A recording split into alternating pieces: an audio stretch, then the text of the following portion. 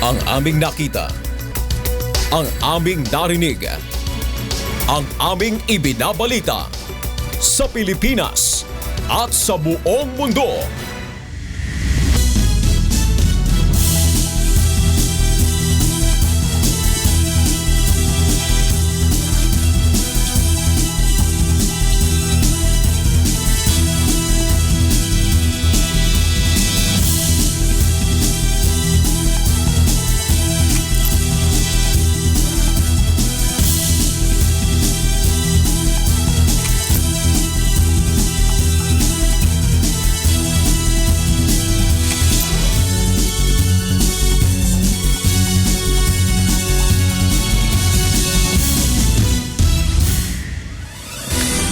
Magandang hapon Pilipinas at sa buong mundo. Sa ulo ng mga balita. Unang araw ng bagong maintenance provider ng MRT, sinalubong ng pagtigil ng operasyon ng tren. Mas maraming trabaho inaasahan sa pagtaas ng domestic at foreign investment sa Pilipinas sa taong 2015. Pagkumpleto sa mahigit 200,000 Yolanda housing units, posibleng sa 2017 pa maisa katuparan ayon kay HUD-C Chairman Attorney Chito Cruz. Inauguration ng bagong power plant dito sa Davao City, pinangunahan ni Pangulong Benigno Aquino III. Nasa 800 salt lamp na imbensyon ng 3 Pilipino mula sa Batangas, ipamamahagi sa 3 mahihirap na komunidad sa bansa. Ngayon po ay araw ng Biyernes, ika-8 sa buwan ng Enero taong 2016. Tayo po ay sabayang napapanood sa 1,360 satellite monitoring centers sa buong Pilipinas at sa buong mundo, gayon din sa ating live streaming sa www.untvweb.com. Una sa ating mga balita ngayong hapon. Tulong muna bago balita! Tinulungan ng UNTV News and Rescue Team ang isang biktima ng hit and run sa Bacolod City. Ito ang balita ni Bernard Dadis. Nagtamo ng sugat at mga gasgas sa mukha, baba at siko ang motorcycle rider na si Christian Galliano matapos mabiktima ng hit and run ng isang Ford Everest sa Magsaysay Street, Lacson Extension, Barangay Taculing, Bacolod City, kaninang mag-aalauna ng madaling araw. Binigyan ng pangunang lunas ng UNTV News and Rescue Team ang mga tinamong injuries ni Galliano na tumangginang magpahatid sa ospital. Hindi naman nagtamo ng injury ang angkas ni Galliano. Ayon sa mga nakasaksi, nahagip ng Ford Everest ang likurang bahagi ng motorsiklo ni Galliano kaya ito natumba. Ngunit sa halip na hintuan ay mabilis itong tumakbo papalayo. Hindi naman nakuha ng mga nakasaksi ang plate number ng sasakyang nakabangga. Ang motor di ako na nasagaid sa uleya. Motor natumba ang motor kag na disgrasya duwa nga gasakay sa motor. Kasamang Bacolod News and Rescue Team, Bernard Dadis, UNTV News Worldwide.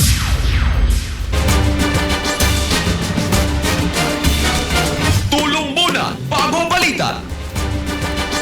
Halos 2 oras na namang natigil ang operasyon ng MRT kaninang umaga, kaya naman humaba na naman ng husto ang pila at maraming pasahero ang naperwisyo. At upang ibigay sa atin ang detalye sa ulat na yan, kasama natin sa studio ang ating senior correspondent na si Mon Ocson. Mon, bakit natigil?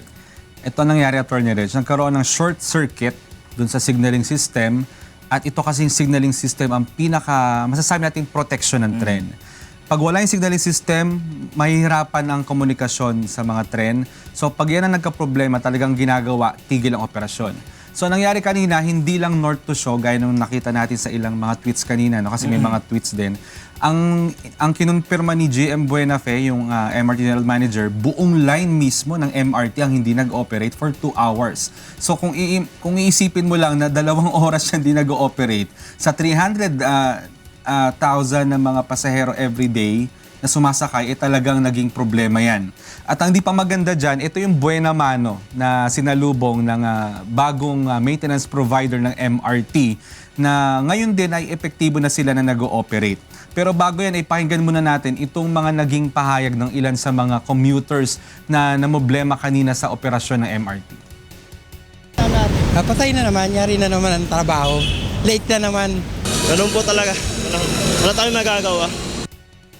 Matapos maayos yung signaling system, Attorney Reg, ay nag-operate naman agad itong MRT at 13 trains itong naging operational. Usually kasi talaga sa MRT, ang required talaga dyan ay 20 mga train sanang nag-ooperate. Pero mula noon ay nasa 15 lang at kanina nga ay 13 trains lang yung umandar. Pakinggan natin ang pahayag ng General Manager mismo ng MRT na si Roman Buena. Napaka-peculiar ng timing. Kung kailan papasok ang mga Koreanong mag-aayos sa akin at saka nagkakaroon ng total blackout ng signaling sa MRT. Iniimbestigahan namin ngayon.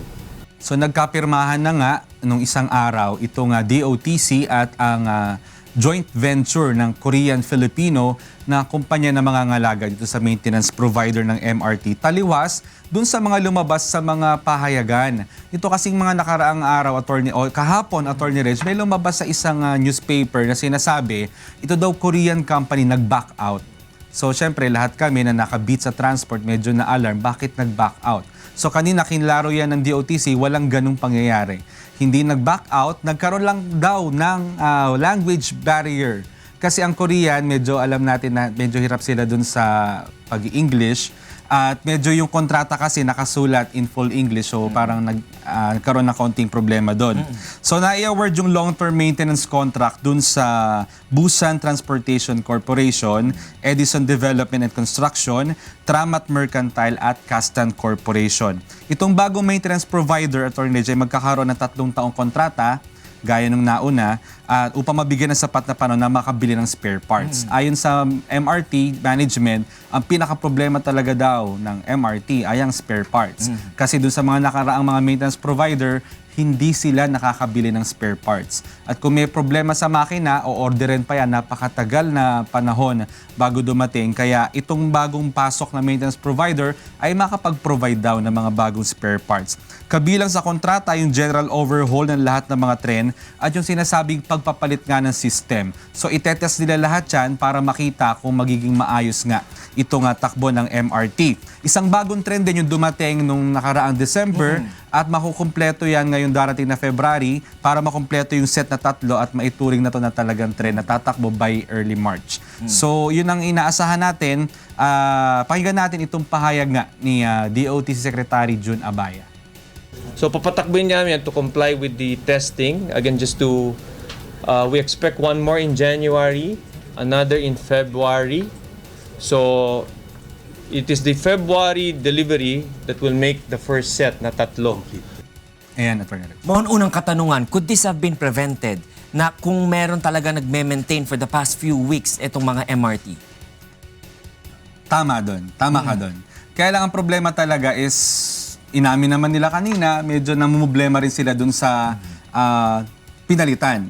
Actually, meron ngang sinampahan nga sila ng kaso dahil hindi daw nababayaran itong dating nagmi-maintain na yun din naman yung problema hanggang ngayon. So nakausap din namin itong maintenance provider na pinalitan at itutuloy daw nila yung demanda. So ang nangyari kanina, ayaw naman natin mag-speculate. Ang sabi ng general manager, nakakapagtaka naman na kung kailan nag-start ngayon itong Korean company, ngayon nagkaroon ng problema at whole line yun, Attorney Reg. Technically, no, dapat nung January 6 pa nagsimula itong bagong maintenance provider na Busan, no, with the joint venture entity. Pero bakit nga ba na-delay talaga yung pagsasign ng contract? Kasi ito ay isang bidded contract, di ba? Tama. So ito, alam na ng Busan, nung joint venture entity, kung ano yung mga terms of the agreement. No? So parang bakit ito yung nagiging dahilan ng DOTC na parang nagkaroon ng parang miscommunication doon sa mga wording ng kontrata? Well, yan ang tanong namin. Ang nakakapagtaka dyan, Attorney Reg, ikaw di makakapag-isip worth 3 billion na contract, tapos may problema dun sa language lang. Mukhang hindi yata reasonable. Kasi kung 3 billion contract, dapat nakahanda lahat yan. May mag-i-interpret, may mag-aano, pero yun ang dinadahilan kanina about sa language daw. Pero ano man, napirmahan na eh. So start na sila, pero na-extend itong dati na contractor ng isang buwan pa. Oo, na-extend sila. So after nyan, we hope na magkaroon ng bagong mangyayari dyan na maganda. So, ma-assured na tayo na tuloy na tong Busan entity na to. Tuloy na tuloy. Okay. Maraming salamat, Monokson, para sa ulat na yan. Samantala, nangangamba ang Philippine National Taxi Operators Association sa negatibong epekto na may dudulot ng viral video ng isang taxi driver na nanigaw ng pasahero. Ito ang balita ni Darlene Basingan. Tagal mo, isa! Ayaw mo? Bakit? Anong gagawin mo sa akin, kuya? Bakit tayo mo mamawa? Kumalat kamakailan sa social media ang isa na namang video ng abusadong taxi driver na naninigaw ng pasahero. Ayon sa pasahero nito na si Joanna Garcia na siya rin nag-upload ng video, nag-overcharge ang driver ng naturang taxi.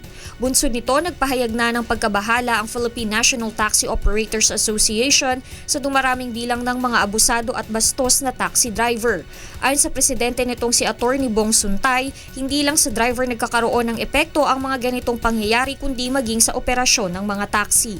Nung lumabas yon, hindi naman yung driver na yun yung yung parang tinitira personally ang sinasabi.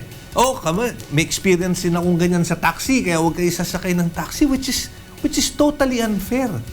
Maging ang ilang driver ay nagpahayag rin ng pagkabahala. Kasi yung gawain po na ganun ma'am, gawain ng isang driver, damay lahat warning na rin sa lahat ng taxi driver para naman hindi na gumawa nung ganong gawain. Nadamay kami sa parang yung kumbaga parang yung santiklis na kamatis. Nahaluan ng isang bulok na lahat, kaya naiya nga kami sa ibang pasahero kasi minsan sinasabihan, pati kayo nadadamay niya sa Sa panig naman ng Land Transportation, Franchising and Regulatory Board, bagamat may kapangyarihan silang magrekomenda na magsuspinde o mag-revoke ng lisensya, nasa mga operator pa rin ang pagdidisiplina sa mga ito. Ang jurisdiction po namin dito ay yung sa operator, yung driver ay dapat under the control and supervision ng operator. So whatever the driver does, pumapalo yun sa operator. Tiniyak naman ni Suntay na sumasailalim sa masusing character investigation at iba pang pagsusuri ang mga aplikanteng nag-a-apply sa kanila bilang taxi driver at kung may nakakalusot man ay agad nila itong kinakastigo. Lagi namin sinasabi, sana dalawa yung gawin natin panuntunan. Pagka ang problema is yung taxi na walang franchise bumabiyahe, yung operator yung ipinalize mo. Pagka yung taxi dilapidated pero bumabiyahe, ipinalize mo yung operator. Pero pagka kunyari, yung driver, arugante, yung driver nag-overcharge, yung driver gumamit ng batingting, hindi naman yung operator yung gumagawa noon, yung driver. Penalize natin yung driver. Muli namang hinikayat ng LTFRB na agad i-report sa kanila ang sinumang public utility driver na hindi sumusunod sa mga regulasyon o kaya ay ipusan ito sa social media nang sa gayon ay makita ng mga otoridad. Darlene Basingan, UNTV News Worldwide. Unti-unti namang nagiging in demand ang ilang pagawaan ng jeep matapos ideklara ng DOTC ang pag-phase out ng mga lumang jeep sa susunod na 2 taon. Ito ang balita ni Monok Son. Ilang buwan na rin ginagawa ang jeep na ito rito sa isang talyer sa Marikina. Mas mabilis sana matatapos kung tuloy-tuloy ang bayad na nagpapagawa. Si Mang Felix ang may-ari ng motor shop. Matyaga niyang binabantayan ang pag-assemble sa jeep upang masiguro na maayos ito kapag natapos. Anya, mula nang lumabas ang balita tungkol sa gagawing phase out sa mga lumang jeep, marami na ang nag-inquire sa kanyang shop. Noong nakaraang taon, 10 bagong jeep ang kanyang nagawa at ngayon pa lamang Enero ay may bago na siya ulit kliyente. Ang isang bagong jeep ay nagkakahalaga ng 900,000 pesos. Kung ang nais mo naman ay magpa-assemble batay sa nais mong disenyo, nasa 800,000 lamang ang magagastos mo. Ngunit kinakailangan mo naman maghintay ng ilang buwan bago ito mabuo. Pabor po sa akin kung magpapagawa ng bago kasi lalakas po ang aking shop kung lahat ay magpapagawa ng bago, pero kawawa naman po ang may hindi naman maka-afford magpagawa sa presyo ng jeep ngayon. Dalawang klaseng jeep ang ginagawa dito sa Dr. Motors, isang tinatawag na egg type at yung isa naman ay Batman type. Itong jeep na nasa aking likuran ay tinatawag na Batman type. Isa daw ito sa pinakamodelo at pinakausong jeep ngayon dahil ito rin daw yung pinakagusto naman sakyan ng mga estudyante. Katulad itong jeep na ina-assemble pa lang, sinimulan itong gawin noong Disyembre at tinatayang matatapos sa buwan ng Marso. Sa isang taon, ayon sa ating nakausap, ay 10 mga bagong jeep ang ina-assemble nila dito sa kanilang talyer. 9 milyon ang commuter ng jeep araw-araw sa buong bansa. Subalit nasa mahigit 200,000 lamang ang mga pampasaherong jeep na nakatala sa Land Transportation Franchising and Regulatory Board. Sa loob ng 2 taon, plano ng pamahalaan na i-phase out na ang mga lumang jeep na may edad 15 taon pataas. 75% ng kabuuang bilang ng mga pampasaherong jeep sa bansa ang nanganganib na mawala kapag naipatupad ang modernization program ng pamahalaan. Ang gusto namin mangyari ay phase-in ng mga bagong sasakyan para sa kalusugan, para sa kaayusan at kalikasan nating lahat. Ang hinihingi po namin ay magkaroon po ng mga bagong jeepney sa daan at ginagawa din naman po ng gobyerno ang para matulungan sila na makabili po ng mga bagong sasakyan. Ito si Mang Edmond. Mahigit 5 taon na siyang nagmamaneho ng jeep. Pagdadrive na rin ang pinangbuhay niya sa 5 niyang anak. Kasama sa napipintong phase out ang kanyang jeep. At sa kinikita niyang 700 kada araw, hindi ito sasapat upang makabili ng bagong jeep dahil marami rin silang gastusin. Ay, sa pamilya ko lang, kulang pa yung kinikita ko. Bibili pa akong jeep. Ngunit nito lamang kamakalawa, ipinahayag ng DOTC na handa silang magbigay ng assistance sa mga driver at operator upang makabili ng bagong unit. Batay sa memo circular na inilabas ng DOTC, hinihikayat nila ang mga jeepney driver na umpisahan ng magpalit ng mga unit ngayong taon bago ipatupad ang phase out sa taong 2018. Mon Hocson, UNTV News Worldwide.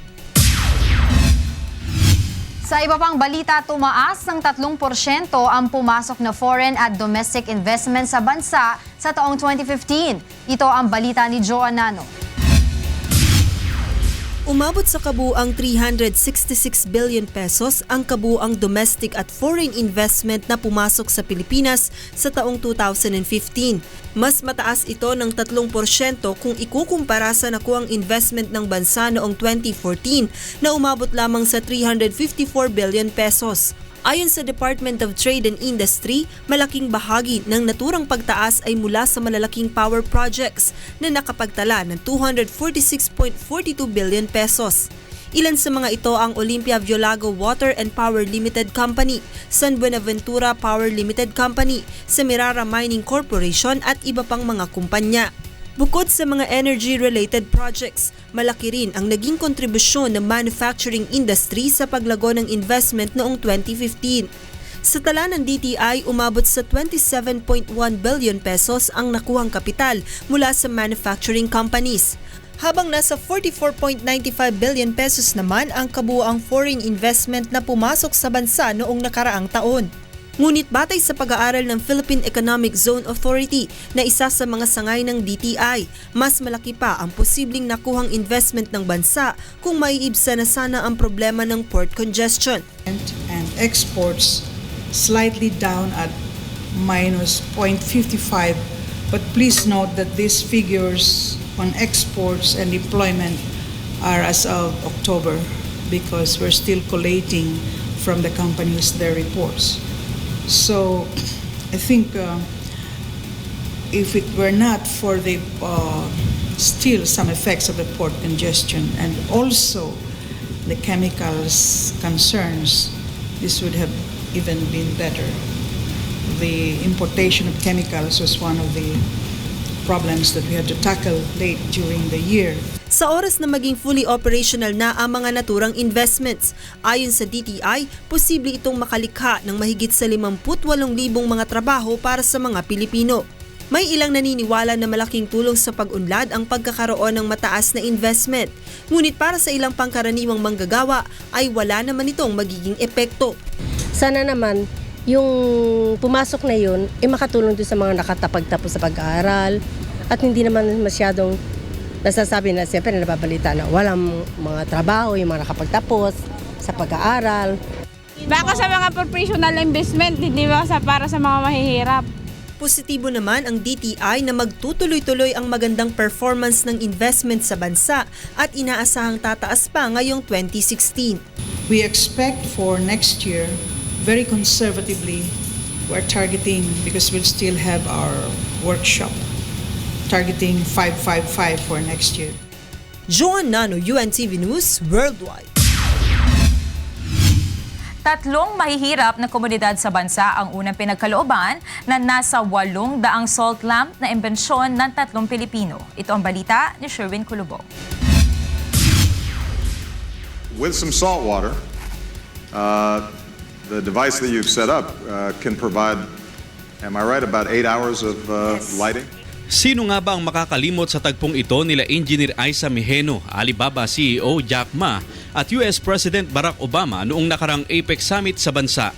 Dito nagkaroon ng malaking oportunidad ang Pilipinang inventor na maipakilala ang salt lamp na kanilang imbensyon na layong magkaroon ng liwanag ang isang komunidad na problemado sa supply ng kuryente.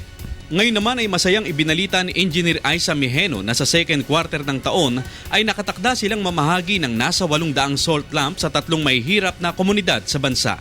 We're very excited and very fulfilled. Finally, we'll be able to really accomplish the mission that we have of lighting up the whole Philippines.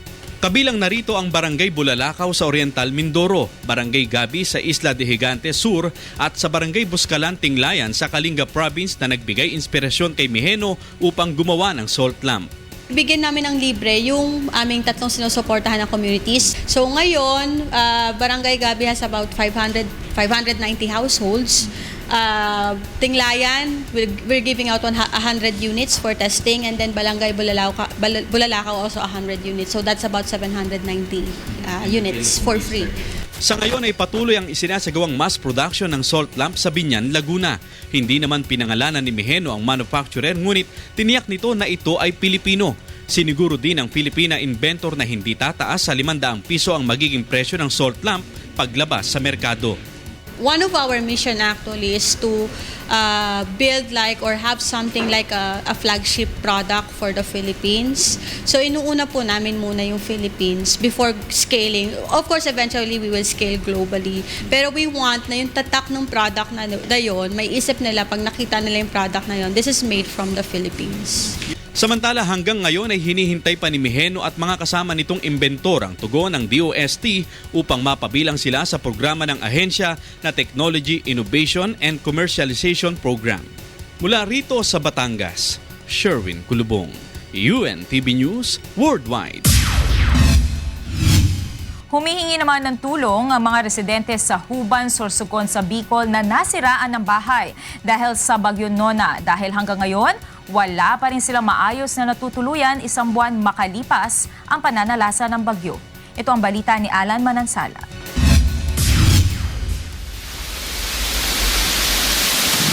Halos 1 buwan na ang nakalilipas ng manalasa ang Bagyong Nona sa Pilipinas.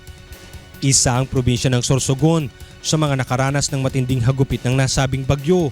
Sa tala ng Provincial Disaster Risk Reduction and Management Council Sorsogon, umabot sa mahigit 15,000 bahay ang partially damaged at mahigit 9,000 naman ang totally damaged.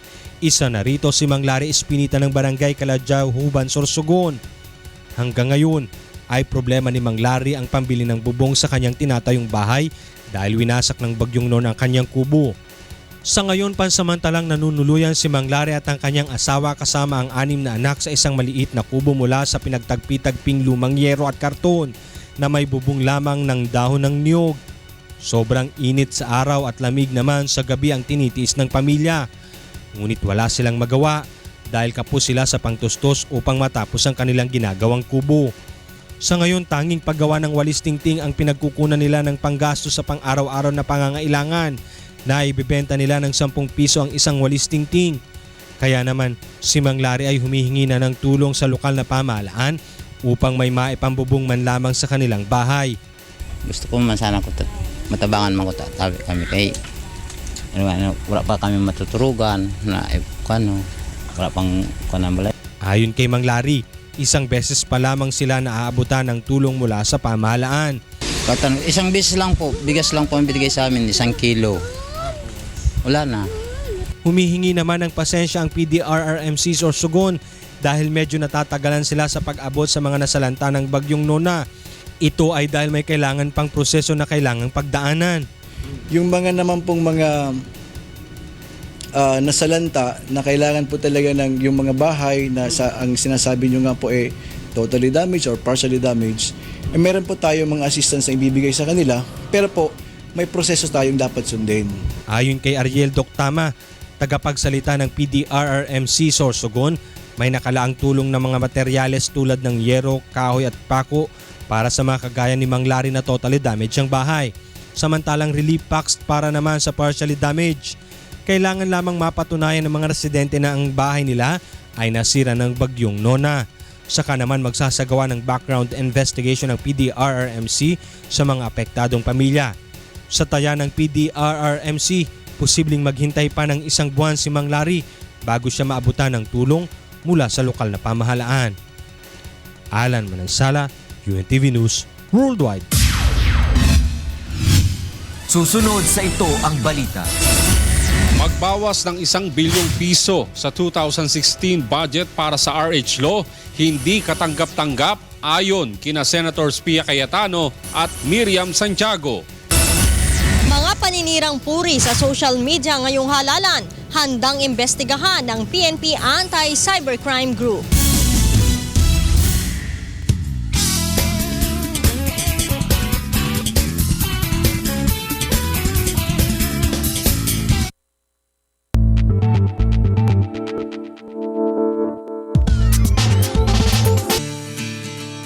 Did you know that taking non-steroidal anti-inflammatory painkillers can cause gastric ulcer?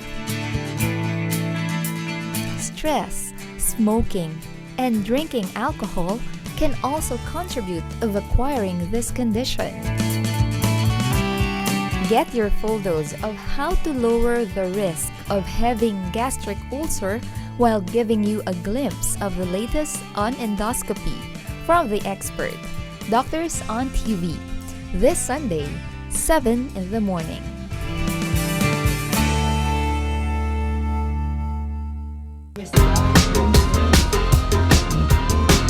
Congratulations, Doctors on TV, for bagging its second award for 2015 as the most outstanding and trusted reality-based medical TV show at the National Customer's Choice Annual Awards.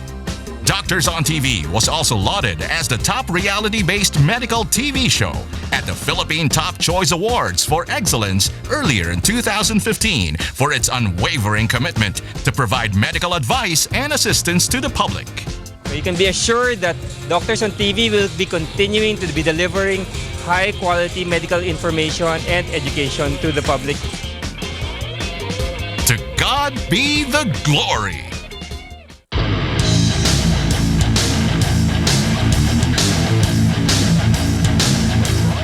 '16 na, tuloy ang second round eliminations ng UNTV Cup Season 4 sa darating na January 10, Sunday sa Inares Sports Arena, 2 p.m. NHA Builders versus AFP Cavaliers.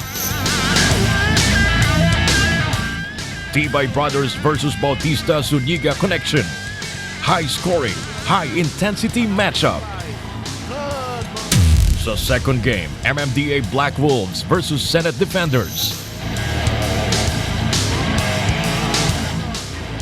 Running game versus half-court offense, Sanders Santiago versus Legazpi Baltazar. At sa last game, PNP Responders kontra Judiciary Magis. Umiping versus Capus, MVP versus MVP. Clash of the powerhouse teams. Every game counts. Mas matitinding mga labanan dito lang sa Liga ng Public Servants. UNTV Cup Season 4. Lingkod, Laro, Laban 2016.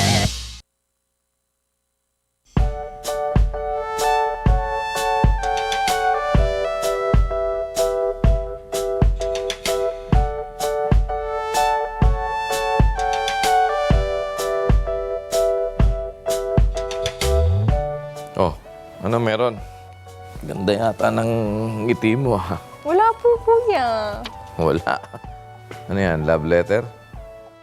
Kuya. Siya na ba?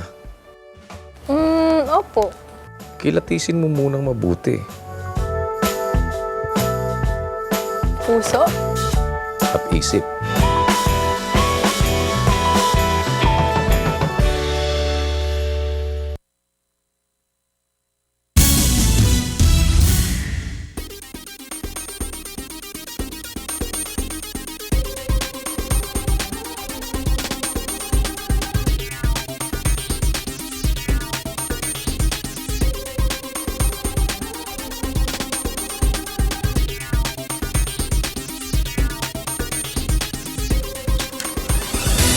Nagbabalik ang Ito ang Balita.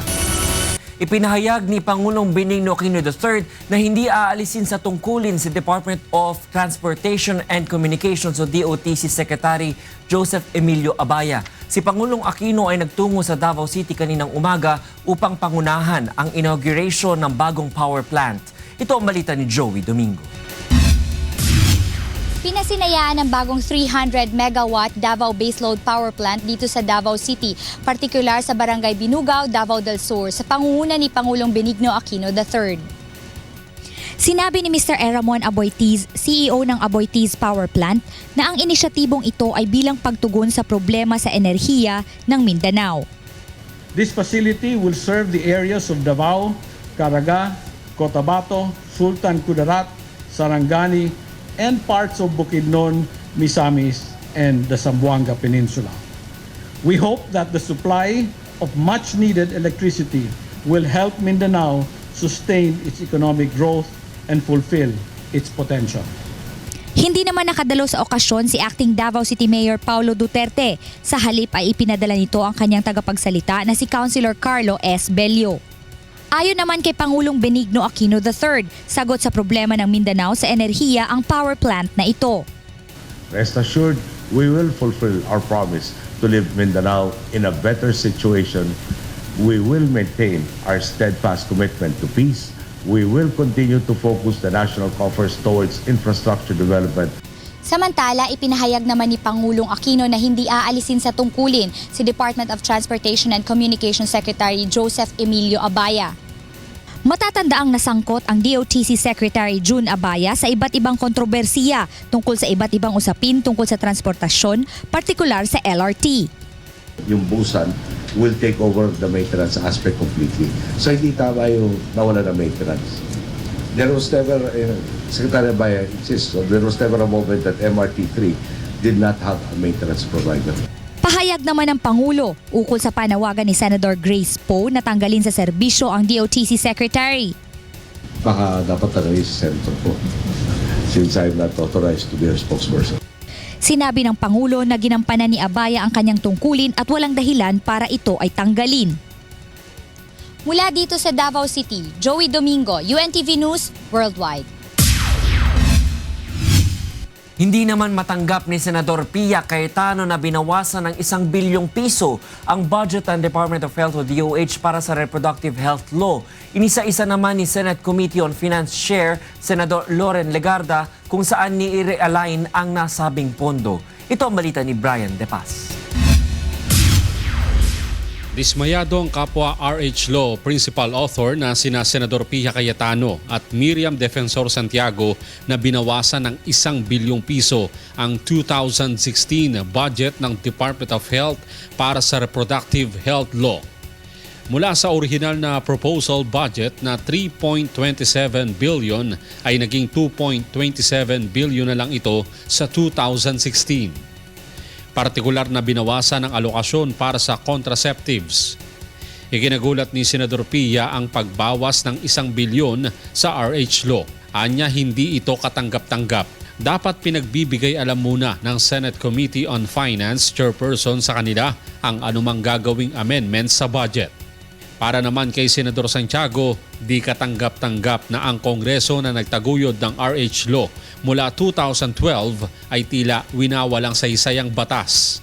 Malaking banta rin ang budget cut sa 7 milyong kababaihan para sa reproductive health services. Ayon kay Santiago, 200 sa 100,000 na kababaihan ay namamatay pagkapanganak. Inisa-isa naman ni Senate Committee on Finance Chair Senador Loren Legarda kung saan ni-realign ang ibinawas na 1 bilyong piso sa RH Law. Halimbawa nito ang pag-upgrade ng air assets ng Department of National Defense na napapanahon dahil sa issue ng West Philippine Sea.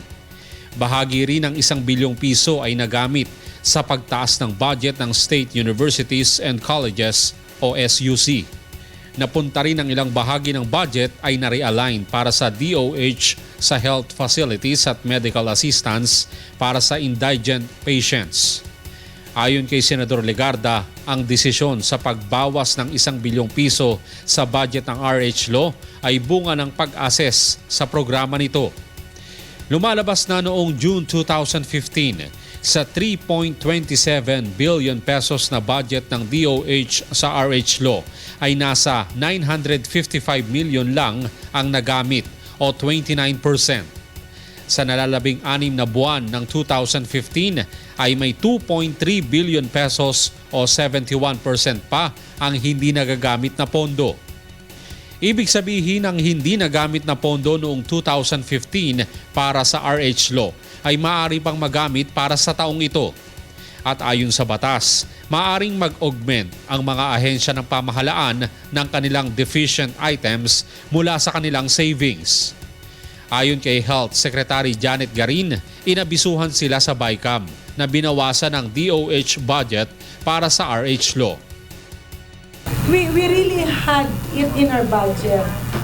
Congress approved the proposed budget. Unfortunately, during the BICAM conference, we were informed na tinanggal nga yung budget on contraceptives. All. They took out, I think, 1 billion out of the Department of Health budget. Nawala siya sa Department of Health. Malamang na ilagay siya sa ibang department. Sa kabila ng bawas ang pondo sa RH Law, patuloy naman ang pakikipagtulungan ng pamahalaan sa mga stakeholders para di mapabayaan ang pagkapatupad nito. Ayon kay Secretary Garin, patuloy na nakikipag-ugnayan ang pamahalaan sa lahat ng stakeholders hinggil sa pagpapatupad ng mga layunin ng RH Law. Ang Department of Health na ang gagawa ng mas komprehensibong pahayag hinggil dyan. Brian De Paz, UNTV News, Worldwide. Mahigit 22,000 na sa 200,000 housing units para sa mga biktima ng Bagyong Yolanda sa Visayas at Palawan ang naipatayo ng pamahalaan hanggang nitong Disyembre. Ito ang balita ni Bianca Dava. Patuloy pa rin ang pagpapatayo ng pamahalaan ng permanent housing units para sa mga biktima ng Typhoon Yolanda sa mga lalawigan ng Visayas at sa Palawan. Kabuuang 205,128 housing units para sa mga biktima ang kailangang maipatayo ng National Housing Authority base sa Comprehensive Rehabilitation Recovery Plan na inaprubahan ni Pangulong Benigno Aquino III. Sakop nito ang 6 na rehiyon, 14 na probinsya at 116 na syudad at munisipalidad sa bansa. Sa huling quarter ng 2015, kumpleto nang naibigay sa NHA ang 61.2 billion pesos na pondo na kailangan para sa rehabilitasyon ng mga lugar na sinalanta ng Bagyong Yolanda. And I'd like to announce of late meron nabigay sa atin end of the year additional funding to complete about 117,000 units. No? Yung balance nito will come from the GAA ng NHA for 2016. So in terms of funding, nakompleto na natin. So, finally, yung kailangan pera para makompleto yung projects na to. No? Sa ngayon, 22,190 housing units na ang naitayo ng NHA sa daan-daang housing sites sa Aklan, Antique, Capiz, Iloilo, Negros, Cebu, Leyte, Eastern Samar, Biliran at Palawan. Karamihan sa mga ito ay na-turn over na rin sa mga biktima. Nasa 109,000 housing units na rin ang naibid out ng pamahalaan hanggang nitong Disyembre. Bawat unit ay may minimum lot size na 40 square meters at may sariling septic tank at vault. Ang mga ito ay typhoon resilient. Ayon kay Housing and Urban Development Coordinating Council Chairman Attorney Chito Cruz, nananatili pa ring problema ng ahensya ang pagpapakabit ng water at power lines sa ilang Yolanda housing sites. Karoon din ng assistance yung ating national government in providing additional budget for the power and water utilities. Nag-allot ng I think 1.4 billion para sa tubig at about 800 million para sa power naman. Sa kabila ng urgent na pangangailangan ng permanent shelter ng mga biktima, nakaharap ang HUD-C at NHA sa mga pagsubok sa pagpapatupad ng housing component ng Yolanda Rehabilitation. Kabilang narito ang mahabang proseso ng pagkuha ng development permits, licenses at clearances, gayon din ang maulang panahon sa bansa, partikular na sa Visayas. Gayunpaman, umaasa si Cruz na makukumpleto ng ahensya ang target nilang karagdagang 37,810 housing units sa katapusan ng 2016. At bagamat iba na ang administrasyon sa panahong iyon, naniniwala si Cruz na makukumpleto ng pamahalaan ang pagpapatayo ng lahat ng housing units sa taong 2017. Kung sino man ang mananalo at upong presidente, makikita naman niya na kung ano yung kahalagahan itong proyekto nito sa ating mga kababayan na nangangailangan ng pabahay dahil sa nasalanta sila ng bagyong Yolanda. Ang patuloy na konstruksyon ng housing units para sa Yolanda victims ay bahagi ng programang Build Back Better ni Pangulong Aquino. Bianca Dava, UNTV News Worldwide. 8 pang kandidato na nagnanais maging mahistrado ng Korte Suprema ang sumailalim sa public interviews ng Judicial and Bar Council ngayong araw. Ang mga ito ay sina Court of Appeals Associate Justices Stephen Cruz at Mariflor Punzalan Castillo, Quezon City Regional Trial Court Judge Reynaldo Daway at si Solicitor General Florin Hilbay. Pati na rin sina dating COA Chairperson Grace Pulido Tan at sina Court of Appeals Presiding Justice Andres Reyes Jr. at Associate Justices Alex Quiros at Jose Reyes Jr. Pagkatapos nito ay magkakaroon ng deliberasyon ang JBC upang pagbotohan ang shortlist na isusumite kay Pangulong Aquino kung saan kukunin ang magiging kapalit ni Associate Justice Martin Villarama Jr. na magre-retiro naman sa January 16. Inihayag na sa publiko ng Duterte Cayetano Tandem ang kanilang plataporma ng gobyerno kasabay ng paglulunsad ng kanilang nationwide listening tour sa Cebu City. Ito ang balita ni Gladys Toabi. Kahapon pa lang ay nasa lalawigan ng Cebu sina presidential candidate Mayor Rodrigo Duterte at running mate nito na si Senator Alan Peter Cayetano para sa formal na paglulunsad ng kanilang nationwide listening tour. Ang nationwide tour ay isasagawa sa iba't ibang syudad at lalawigan kung saan personal na pakikinggan ni Duterte at Cayetano ang mga hinaing ng publiko. Sa harap ng libo-libong attendees mula sa iba't ibang sektor sa lalawigan, inihayag ng Duterte Cayetano Tandem ang kanilang plataporma ng gobyerno. Sabi ako, I'll stop criminality, I'll stop it in 3 months. Pag ayaw mong huwito dyan, pasensya ka. And I will use the powers of the presidency. I will use the military and the police. Wipe them out. If they present a violent resistance, wipe them out. Planning is very important. Madaling sabihin, eto, gawin ko eto, pero yung plano. So that's what we want to present to you today, to give you bits and pieces of how the Duterte Cayetano plan to change the country will be there. Tataasan din ang sahod ng mga police personnel at ibabalik ang death penalty sa mga mahahatulan sa kasong drug trafficking at iba pang karumal-dumal na krimen. Kabilang din sa kanilang plataporma ang paglalagay ng maraming ospital sa Visayas at Mindanao katulad ng Heart Center, Lung Center, Kidney Center at Children's Hospital sa Metro Manila. Nais din ng mga ito na ilipat ang Department of Tourism sa Cebu upang makagawa ng mas marami pang tourism estate tulad ng Mactan. Ipinangako din ng Duterte Cayetano ang pag-aalis sa contractualization, pagdoble sa sweldo ng mga public school teacher at pagpapalawak sa scholarship grants sa mga kabataan sa pamamagitan ng Scholar ng Bayan program. Mula dito sa Cebu, Gladys Tuwabi, UNTV News Worldwide. Naniniwala si Attorney Romulo Macalintal na hindi garantiya ang pagpapatupad ng gun ban para mapababa ang insidente ng krimen kaugnay sa halalan. Ito ang balita ni Victor Cosare. 2 araw bago ang simula ng election period, nahudyat din ng pagsisimula ng gun ban, mas dumami ang bilang ng mga nagsumite sa COMELEC ng aplikasyon upang makakuha ng exemption.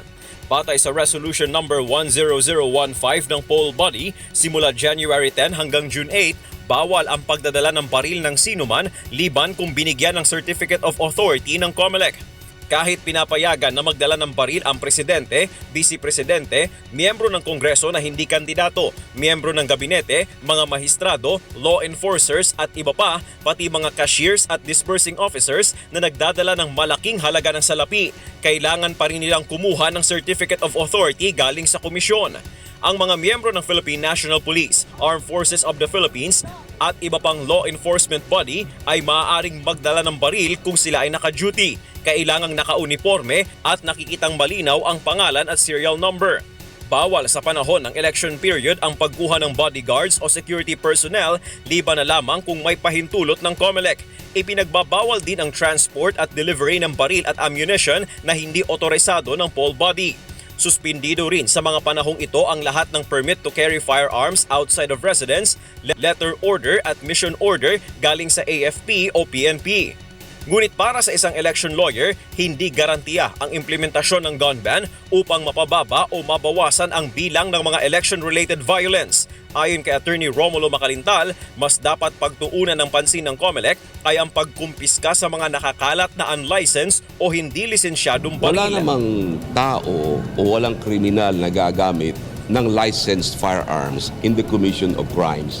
Hindi dapat higpitan ng COMELEC yung mga taong in possession of licensed firearms. Katulad halimbawa ng mga justices of the Supreme Court, mga judges, mga senators, mga members of the House of Representatives. Ang sabi doon sa batas, pwede lamang sila magdala ng licensed firearms kapag binigyan sila ng authority ng COMELEC. Bakit kailangan pa silang kumuha ng authority sa COMELEC?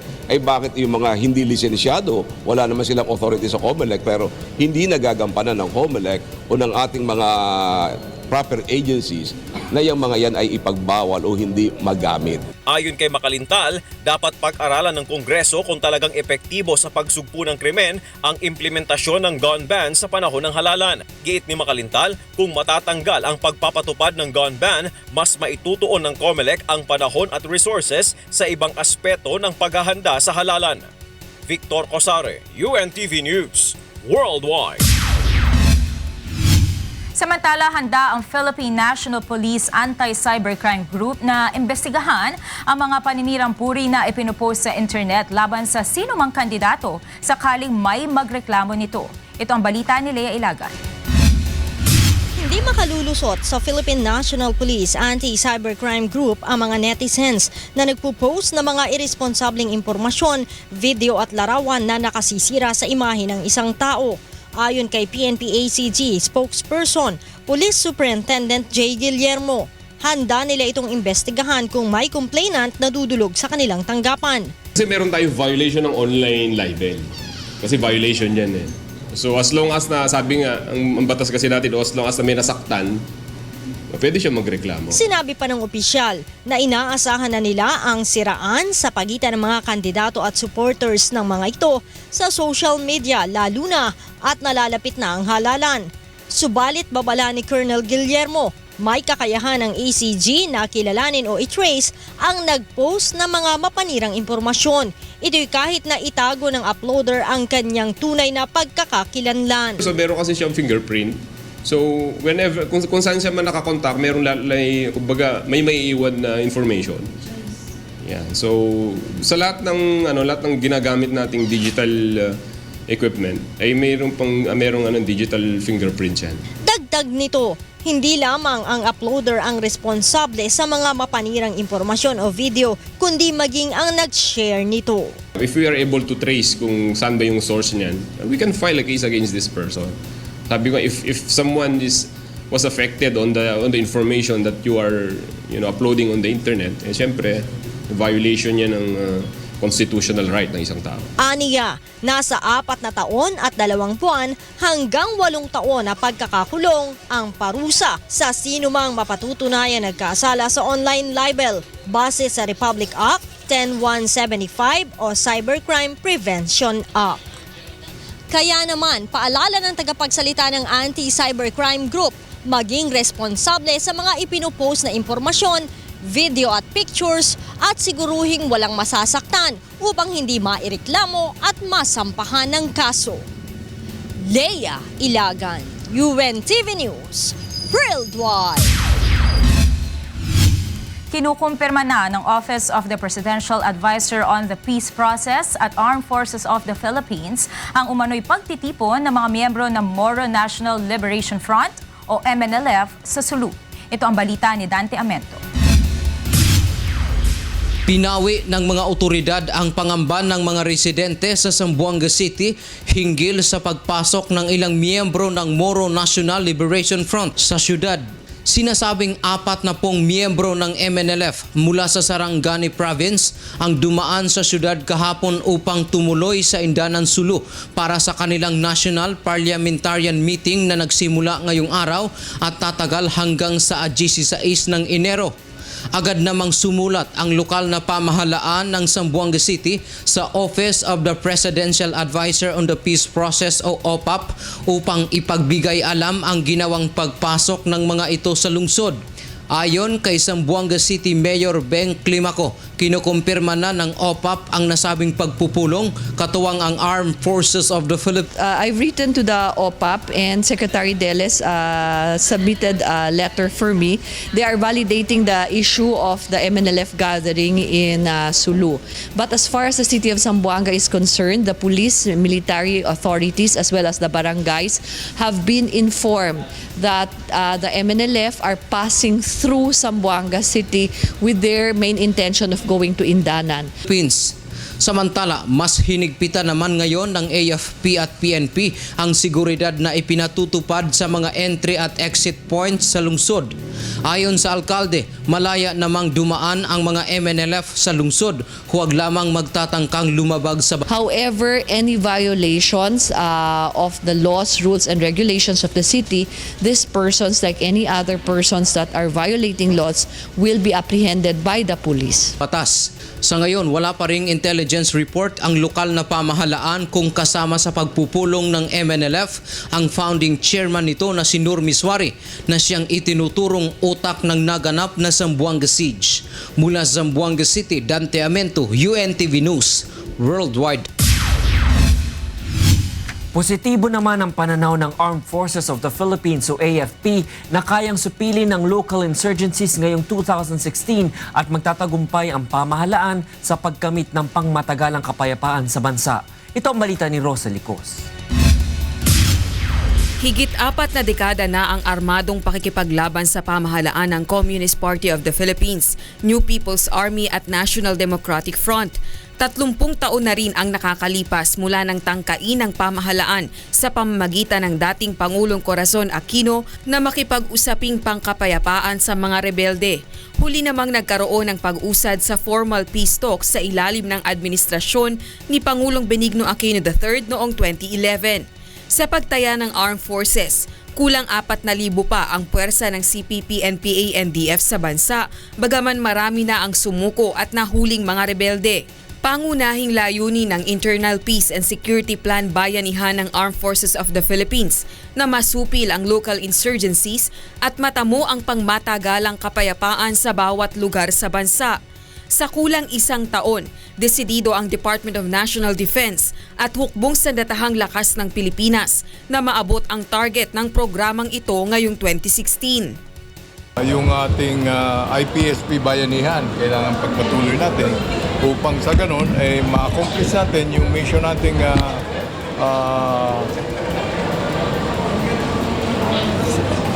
talunin na yung mga threats sa security ng gobyerno.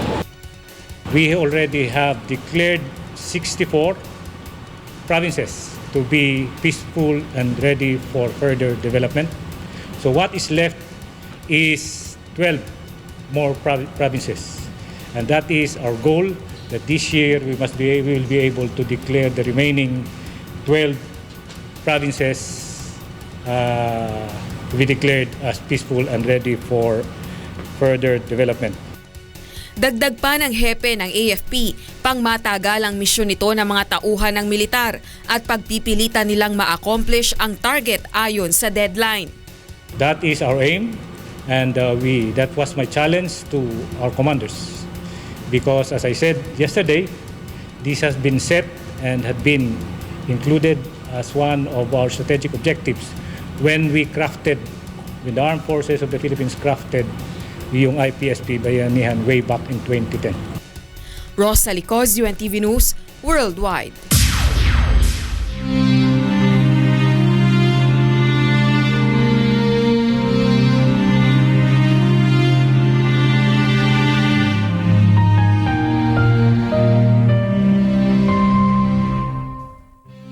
$2,237 araw na po ang nakalipas mula nang maganap ang malagim na Maguindanao Massacre. Ngunit hanggang ngayon na naghahanap pa rin tayo ng katarungan sa mga biktima ng malagim na krimen. At sa tila madilim na hinaharap ng kaso, hindi po bibitiw ang UNTV sa labang ito hanggang makamit ang katarungan hindi lamang para sa aming 4 na kasamahan, kundi sa lahat ng mga biktima ng karumal-dumal na pamamaslang. Susunod sa Ito ang Balita. Mahigit 70 bahay at mga gusali nasunog sa pananalasa ng bushfire sa Waruna, Western Australia. Pilipina na nakasama sa shortlist ng mga maninirahan sa planetang Mars, naghahanda na. Mga nasalantang lugar at hazard-prone areas, maaari ng kuna ng larawan ng microsatellite ng Pilipinas.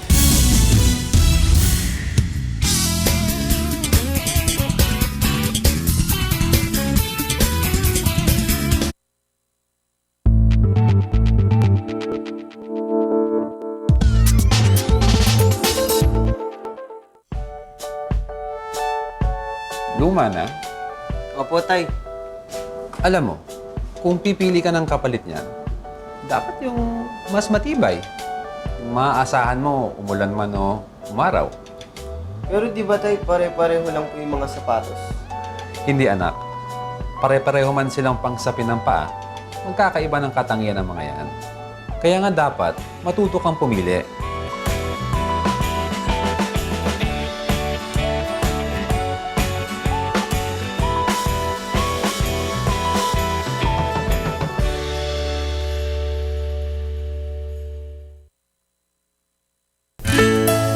Over the years, you have allowed me to make your day by sharing challenging insights on economics, politics, arts, science, and history through print media, radio, and television broadcast. This time, it's through the broadest way of communication, the Internet. Tune in every day at 8 p.m. here at UNTV, simulcasting through UNTV Radio La Verdad, 1350, with a live streaming via untvweb.com and untvradio.com, as I bring you opinions and editorial insights from respected columnists and writers to talk about the national and global issues. This is Lara Henares, making your day, bidding you hasta la bye-bye.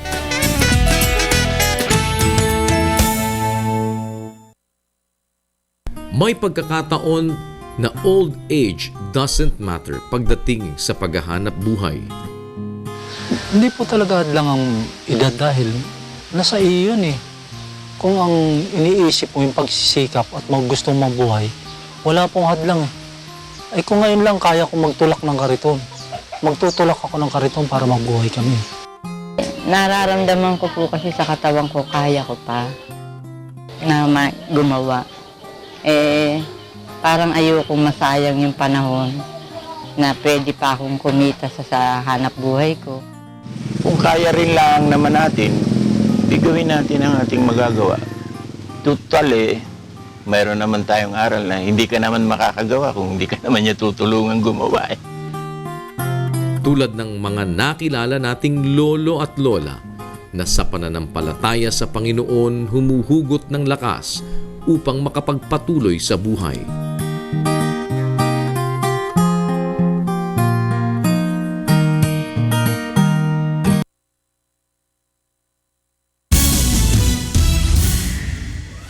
Nagbabalik ang Ito ang Balita.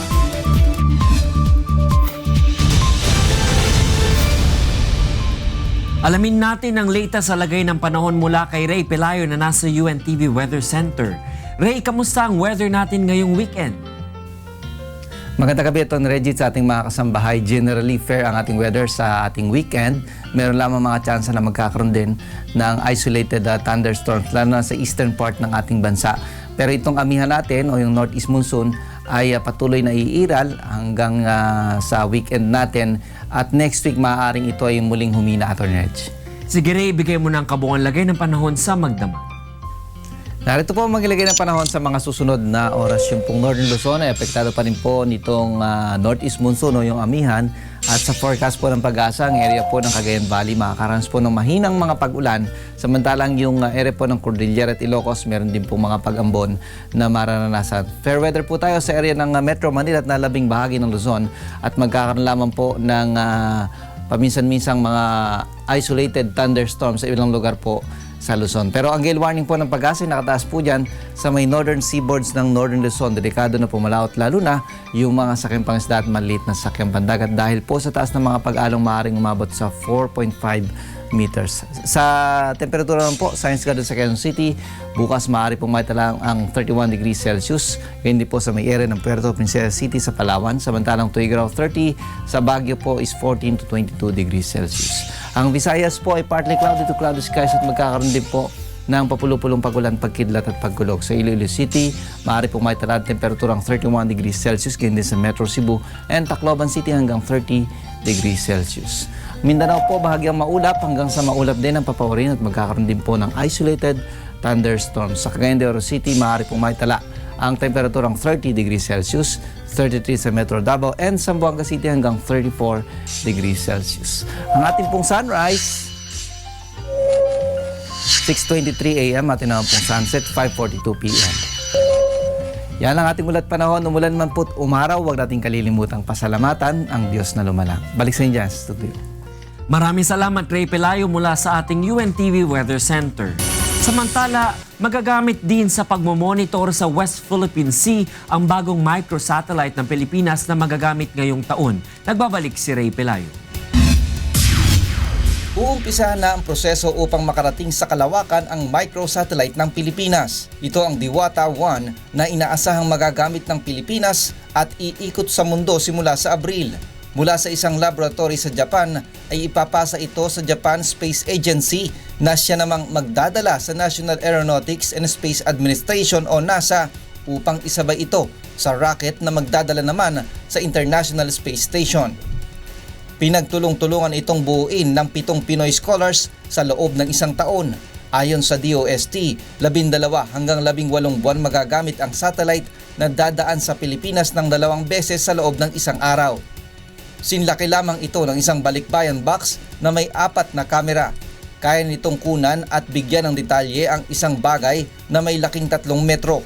Magagamit ito para sa pag-analisa ng klima at lagay ng panahon sa bansa at makatutulong sa national security gaya ng pagmamanman sa West Philippine Sea. Makikita rin ito kung may sunog sa kagubatan o kung may tagtuyot sa isang lugar. Because we own it, we can say, please look at Mindanao at this particular time. Please look at the West Philippine Sea. No? It passes by the Philippines twice a day. Actually, all the other countries that where it will pass by, we can image.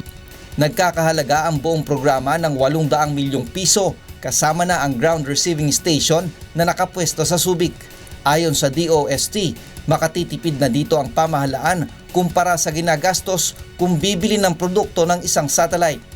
Gaya na lamang ng isang satellite image ng pinsala ng Bagyong Yolanda noong 2013 na binili ng pamahalaan ng 56 na milyong piso. maliit lang yung bagay doon sa ginastos natin, pero yung magiging use niya para sa atin, maaari siyang malaking bagay. Pagkalunsad ng Diwata 1 ay susundan pa ito ng iba pang microsatellite. Ray Pilayo, UNTV News Worldwide. Sinagot ni Pangulong Benigno Aquino III ang iba't ibang issue ng bansa sa okasyon ng pagpapasinaya ng isang power plant sa Davao City. Ito ang balita ni Joey Domingo. Bangsamoro Basic Law, hustisya para sa fallen SAF 44 at ang kaligtasan ng ating mga kababayan sa Iran. Ito ang mga isyong sinagot ng Pangulo sa okasyon ng pagpasinaya ng bagong power plant dito sa Davao City. Si Congressman Rufus Rodriguez tells me na patapos sa ikaw na stage na turno yung kontra at pagkatapos ng pagboboto na. So maganda pa rin ang pag-asa na may pasa yung video. Sa usapin ng Mama Sapano incident na hanggang sa ngayon ay naghihintay pa rin ng hustisya ang pamilya ng mga biktima. Sinabi ng Pangulo na hinihintay pa rin niya ang plenary report na magsasabing wala siyang liability sa nangyari. So, alam mo, sa lahat ng mga pangyayari, nakikita natin, malaking bagay yung politika. Kung natin kalimutan, yung pasimulo dito, siguro maintindihan natin, malamang may sama na loob sa amin, sa aking administrasyon. Ginagamit lamang di umano ito ng kanyang mga detractors upang bigyan ng lamat ang kanyang administrasyon. Alam naman natin, malapit ay campaign period. No?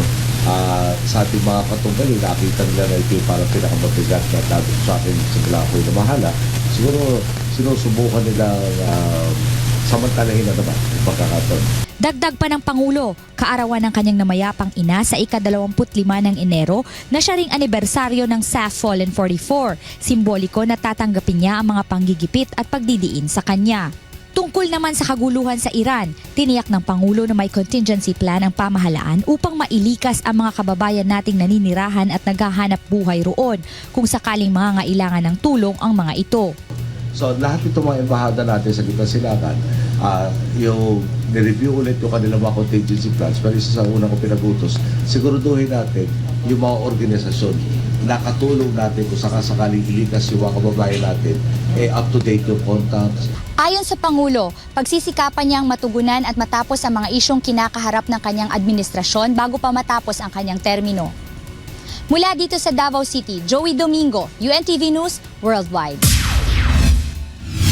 Iginiit ng Malacanang na hindi ipinagwawalang bahala ng pamahalaan ang naiulat na malaking bilang ng kaso ng pagpatay sa human rights activist noong taong 2015. Ito ang balita ni Nel Maribuhok. Isa ang Pilipinas sa mga bansang may malaking bilang ng kaso ng pagpatay sa mga human rights activist. Batay sa inilabas na taunang ulat ng International Foundation Dublin-based Frontline Defenders, may 31 kaso ng pagpatay ang naitala sa bansa sa taong 2015. Bunsod nito, sinabi ni ACT Teachers Party List Representative Antonio Tino na tila wala namang ipinag-iba ang kasalukuyang administrasyon sa mga sinundan nito. Totoo yan, no? Dahil mga kasamahan namin mismo sa Makabayan at saka sa Bayan and mga affiliated organizations ang pangunahing biktima nito. So totoo yan talaga, no? At ibig sabihin nito, wala talagang pinag-iba ang sitwasyon, particularly yung track record sa human rights ni Pangulong Aquino at ng mga nakaraang administrasyon, lalo na nung kay Pangulong Arroyo.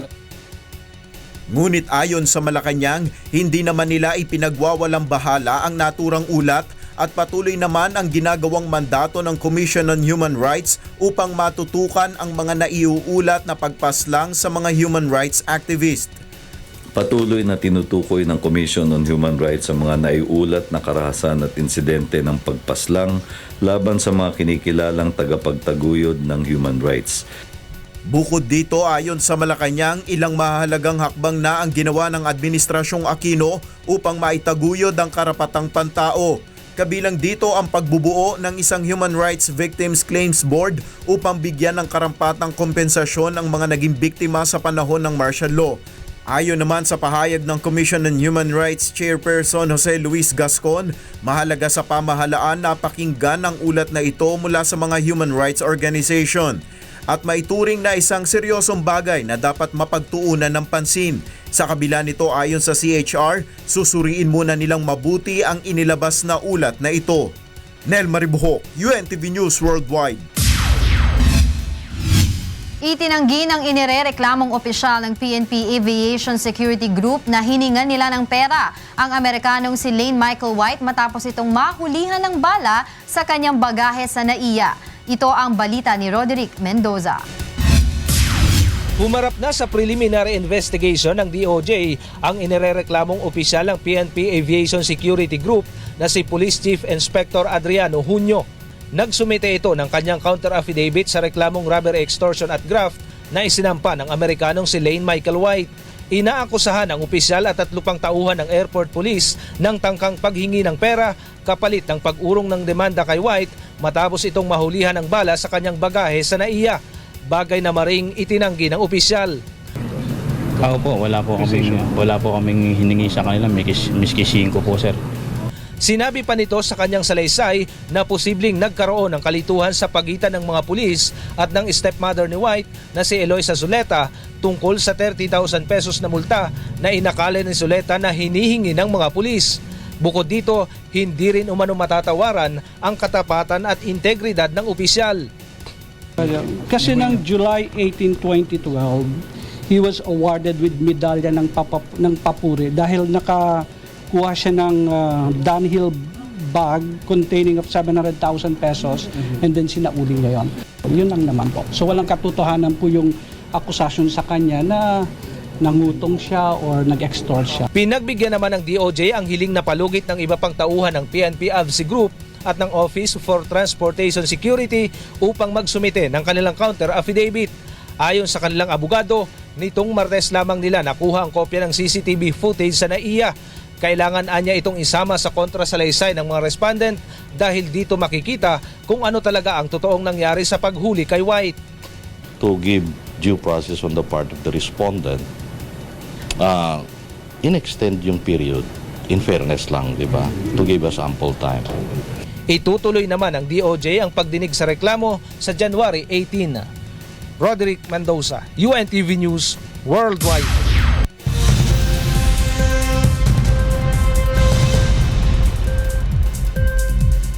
Ipinag-utos na ang agarang paglikas ng mga residente sa Waruna, Western Australia dahil sa lumalalang bushfire doon.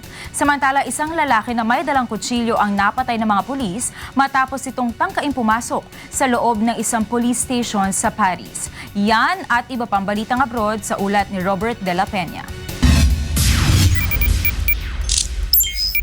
Sa Paris, binaril at napatay ng mga pulis ang isang lalaking armado ng kutsilyo at nagtangkang pasukin ng isang police station sa 18th District ng North Paris. Nangyari ang insidente ilang minuto lamang makalipas na magtalumpati si French President François Hollande sa harap ng mga security forces sa isang lugar sa Paris. Kaugnay ito ng unang anibersaryo ng madugong pag-atake sa satirical magazine na Charlie Hebdo sa Paris. Pinaniniwalaan rin na may suot ang lalaki na suicide belt. Noong Nobyembre, nagbanta ang Islamic State na atakihin ang naturang lugar. Sa Amerika, nadiskaril sa Kansas ang Train Union Pacific Corporation habang patungo sa Texas noong Lunes. Ayon sa mga opisyal, wala namang nasaktan sa insidente. Kasama sa lulan ng tren ang mga hazardous material at hindi pa ito nadidiskarga. Isang emergency crew naman mula sa Union Pacific Corporation ang rumisponde at nagsagawa ng assessment sa pangyayari. At sa Australia, umabot na sa 11,000 hektaring lupain ang natupok ng bushfire na patuloy na nararanasan sa Waruna sa Western Australia. Ang bushfire ay lalo pang pinatindi ng patuloy ang pagtaas ng temperatura na umabot ng 40 degrees Celsius. Dahil sa patuloy na paglakas ng ihip ng hangin ay nahihirapan ng mga firefighter na apulahin ng apoy. Kinabigla naman ng mga apektadong residente ang mabilis na pagkalat ng apoy kaya wala silang naisalbang ari-arian.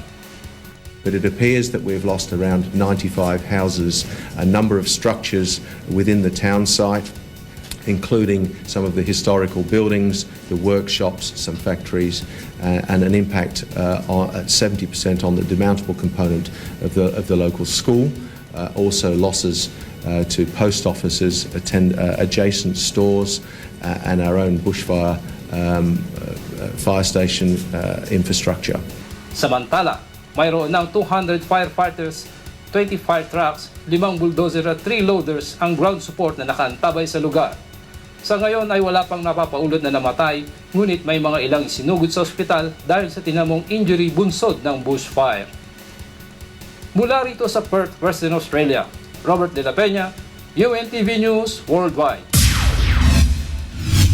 Nanatiling panatag naman ang mga Pilipino sa South Korea sa kabila ng tensyon na idinulot ng nuclear testing ng North Korea. Ito ang balita ni Eric Ferrer. Bagaman may kaunting takot na nararamdaman sa anumang posibleng mangyari matapos ang isinagawang nuclear testing ng North Korea, nananatiling panatag ang mga Pilipino sa South Korea. Anila, sa kabila ng muling pagsiklab ng alitan sa pagitan ng dalawang Korea, nananatili namang normal ang sitwasyon sa maraming lugar sa bansa. Sa ngayon wala pa naman pong wala pa namang nangyayari. Parang hindi naman natatakot kasi hindi namang mangyayari yon kasi andyan yung Amerika na sumusubaybay sa mga balak ng North Korea para pigilan. Subalit para sa mga South Korean, hindi dapat ipagwalang bahala ang ginagawa ng North Korea dahil malaki ang magiging epekto nito hindi lamang sa seguridad ng kanilang bansa, kundi maging ng ibang bansa. Ito ay dahil marami ng pagkakataon na gumagawa ng ganitong pagbabanta ang North Korea. Kung hindi man talaga ito hydrogen bomb, ako ay nababahala pa rin na ang kanilang ginagawa ay magkaroon ng malaking epekto, hindi lamang sa Korea, pati na sa seguridad at ekonomiya ng ibang bansa. Gayunpaman, alam ko na ang gobyerno ng Korea kasama ang UN ay may malakas na plataporma laban dito sa isyong ito.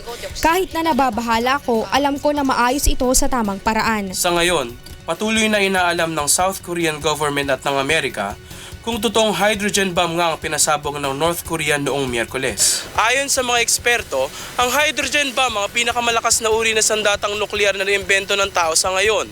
Mas malakas ito sa atomic bomb na sumira sa Hiroshima at Nagasaki sa Japan na mayroon lamang lakas na 15 kiloton.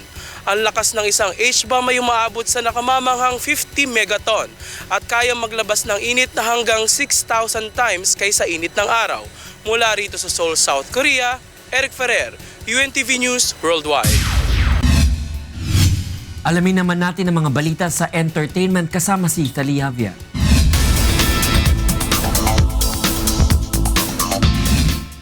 Salamat, Atty. Reg. Naghahanda na ngayon ang isang Filipina na nakasama sa shortlist ng Mars One na maninirahan sa planetang Mars. Ikinuwento rin nito ang ilan sa kanyang mga paghahanda.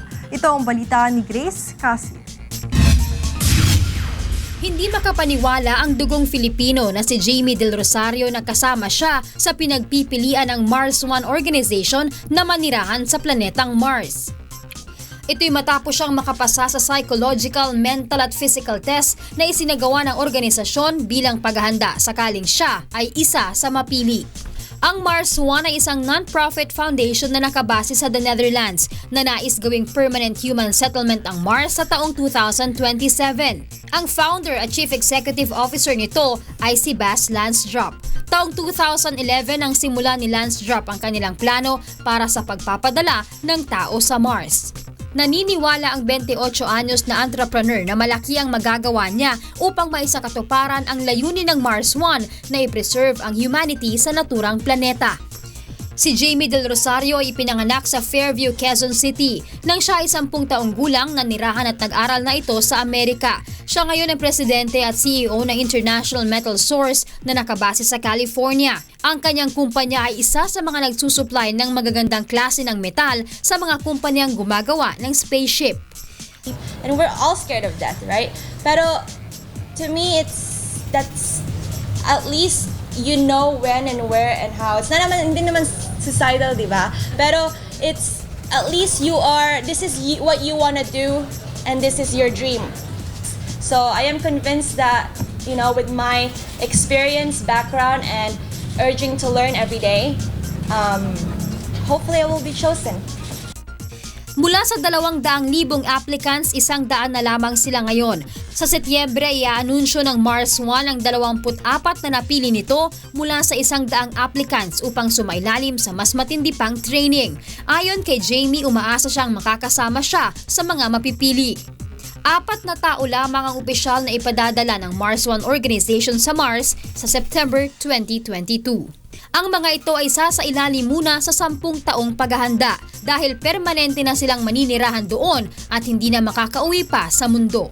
Kada 2 taon ay magpapadala ang organisasyon ng panibagong 4 na tao na kanilang makakasama. Una nang nag-back out ang astrophysics student mula sa United Kingdom na si Margie Liu na nakasama rin sa 100 shortlist. Aniya, nagbago ang kanyang pasya nang mapag-isip-isip niya na mas nais niyang ipagpatuloy ang kanyang pag-aaral kaysa sa nasabing misyon. Subalit ang Filipina na si Jamie buo raw ang loob na makipagsapalaran sa kabila ng panganib na maaari niyang kaharapin. So far, I have not think of anyone that would stop me. What will stop me is if something happens to me.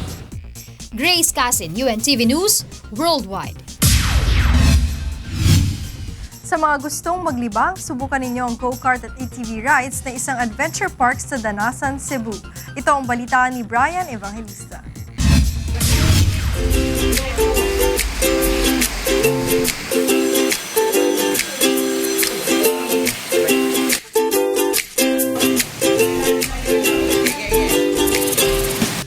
Kung naaliw kayo sa Danasan Cave at na-excite sa 120 feet sky drop, panghimagas pa lang yan.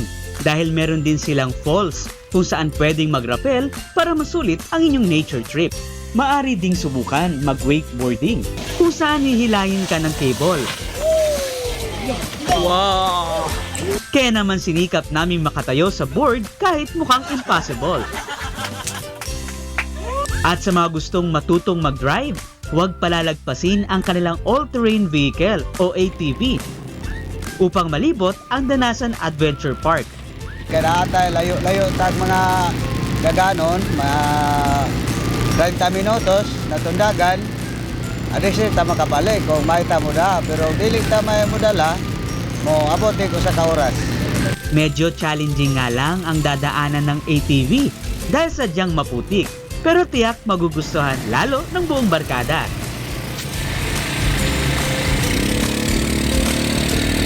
At ang pinakabago nila rito ay ang kanilang go-kart na another 30 minutes kang pwede mag-drive. Ang pinagkaiba nga lang ay wala itong reverse o atras tulad ng ATV. Kailangan lang din magsuot ng helmet at safety gears. Kaya matapos kaming ma-orient, inyong lingkod hindi nagpatumpik-tumpik.